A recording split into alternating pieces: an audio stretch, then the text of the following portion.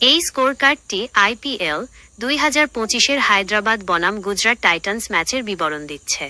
খেলাটি হায়দ্রাবাদের রাজীব গান্ধী আন্তর্জাতিক ক্রিকেট অংশগুলো নিচে দেওয়া হলো। হায়দ্রাবাদের ইনিংস 20 ওভারে হায়দ্রাবাদ 8 উইকেট হারিয়ে 152 রান করেছে। প্যাট কামিন্স শেষ দিকে 9 বলে 22 রানের একটি ঝড়ো ইনিংস খেলেন।